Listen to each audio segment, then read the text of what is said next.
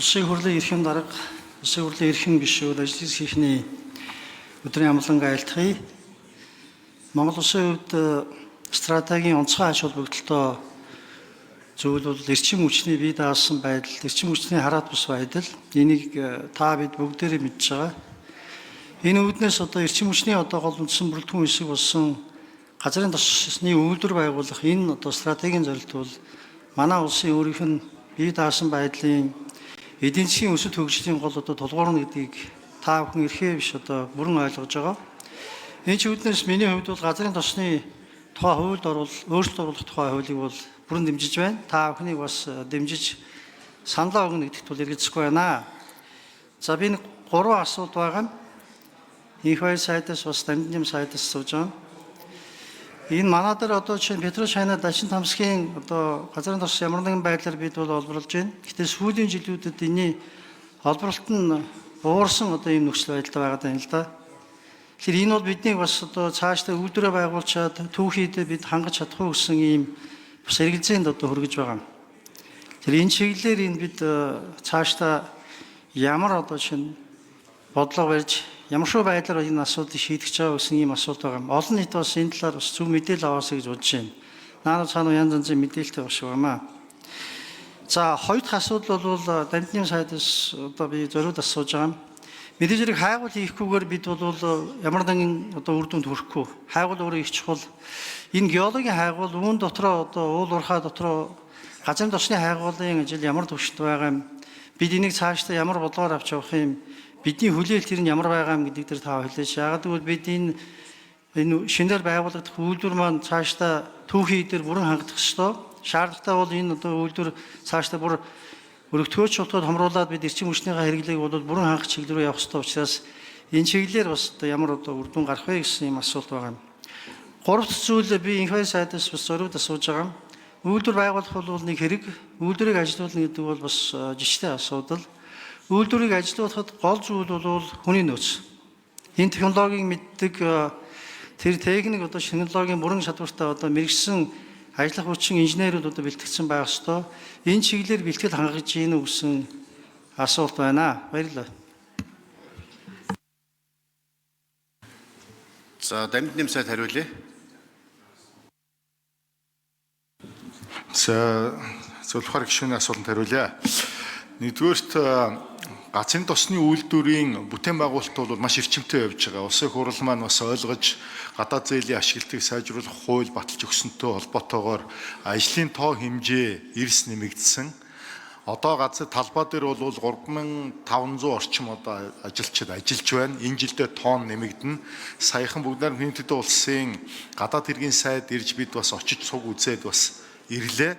За яг энэ үед бидний яригдсан нэг асуудал бол таны асууж байгаа асуулт. Өөрөөр хэлбэл энэ баригдаж байгаа үйлдвэр маань 2 жилийн дараанаас ашиглалтанд ороод эхлэхээр хэн удирдах авч явах вэ?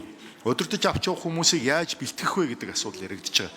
Тэгээ хамгийн нэгдүгüүрт бол бид нэр шинжилгээ ухааны технологийн их сургууль дотоодын мэргэжлүүдэд бэлдэх чиглэлээр 30 хүүхдийн квот гаргаад тусгаалan сургаад явж байгаа. Тэтгэлэг өгөөд нэг. Хоёрдугаарт одоо ажиллаж байгаа инженер техникийн ажилчид дотроосоо энэ үйлдвэрийг авч явах хүмүүсийг сонгон шалгаруулад бэлдээд явж байна. Удахгүй бүгд тэнцвэрийн ард улсын талтай ярилцаад яг ажиллаж байгаа үйлдвэрүүд дээр аваачиж туршлага судлуулж ажилуулахаар бэлтгэхээр хөтөлбөр гаргаад явж байгаа. Тэгэхээр энэ бол айгүй чухал сэдв. Нэг. За хоёрдугаар асуудал бол газрын тосны бүтээгдэхүүний түүхийдтэй холбоотой асуудал. Түүхийдтэй холбоотой асуудал бол бид одоо үйлдвэр маань 1.5 сая тонны хүчин чадалтай үйлдвэр. За бид болвол оргил үедээ бол 1.4 саяыг олборлж исэн үе би 1.2-оос 1.4. Тэгэхээр бид бол одоо 380 орчим мянгаыг олборлж байна. За энэ хуурай газрын их газрын хайгуулд бол сонирхол илэрхийлж байгаа аж ахуйн нэгжүүд бас харьцангуй бага байгаад байдаг. За Петрошайна компанитай бол манай төр засгийн бүх удирдлагууд уулзсан. Би бас уулзж ирсэн. Энэ хүмүүс бол энэ гэрээний үүргээс бусад асуудлаар биднэртээ үүсч чаддаг энэ асуудлаа тодорхой болгоод өгчөө. Тэгвэл бид бол хайгуул судалгаагаа эрчимжүүлье гэсэн ийм байр суурийг илэрхийлдэг. Одоогийн байдлаар бол газрын тосны хайгуулын 10 талбай уламжлалт бус газрын тос буюу занар гэж ярьдаг шатдаг занар. Энэ занрын 7 талбайд хайгуулын ажил явж байна. За энэ хоёр компани 2026 онд нийт 410 мянган тонн газрын тос олборлохоор байна. За олборлолт бол 2007 онд 367 мянга, 2008 онд 331 гээд ингээд буураа явах гэдэг юм. Тэгэхээр бид бол эндээс юу харах ёстой вэ гэхээр энэ маргаана шийдвэрлээд тэгээ манай улсад ажиллаа сурцсан дээрээс нь дэлхийн хамгийн том газрын тосны одоо олборлагч хайгуул илэрхийлдэг Петрочайна компанитай хамтарч ажиллах хамгийн гол одоо зарчим зөв юм а гэж. За бусад аж ахуй нэгжүүд одоо энтхгийн талд бас бид санал тавиад ингээ явж байгаа. За ер нь одоогоор бол сонирхч гэсэн хариу ирэхгүй байгаа.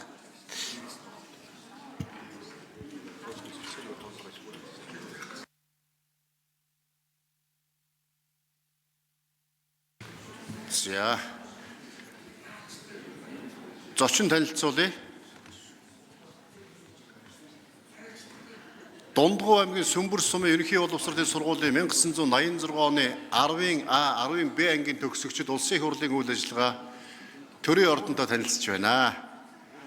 Төрийн ордонтой танилцж байгаа та бүхэнд эрүүл улсын их хурлын гишүүдийн нийт гишүүдийн нэрийн өмнөөс эрүүл мэндийн хас жаргал сайн сайхан мөрөг хүсээрээ.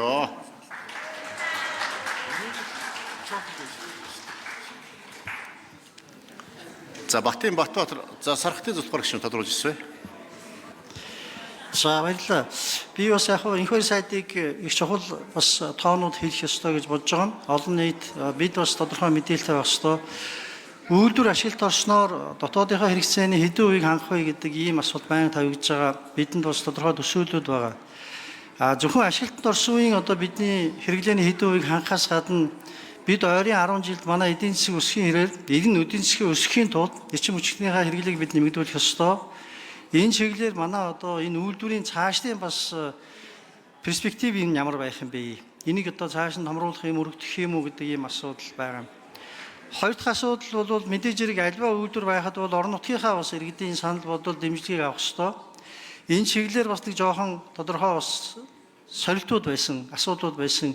Энэ ирэн шийдэгдэж байгаа юу гэсэн бас ийм асуулт байна. Баярлалаа. За Дамжны сайд хариулъя.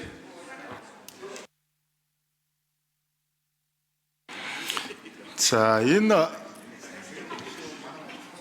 үйлдвэр маань бол одоо бүрэн хүчин чадлаараа ажиллахад манай улсын нийт хэрэглээний 50%-ийг хангана. Яг одоогийн байдлаар. За манай улсын уул уурхай үйлдвэрлэл, барилга, зам гүүрийн ажлын бүтээн байгуулалтын эд өгчлөөс шалтгаалаад хэрэглээ бол өснө. Тэгэхээр энэ үйлдвэрийнхээ хүчин чадлыг бид нар бол нэмж таарна. За хоёрдугаар асуудал бол орон нутагтаа ажиллах асуудал дээр бол газрын тосны хууль дээр болохгүй асуудлууд байсан. Орон нутг нь одоо олборлуулад байдаг авдаг зүйл байхгүй байгаад байсан. Манай Бадам сүрэн нарын гишүүдийн санаачлаад явж байгаа хууль одоо удахгүй батлагдаад гарахаар энэ асуудал шийдэгдэнэ. Орон нутагт амнаатын тодорхой хувь очдог болно.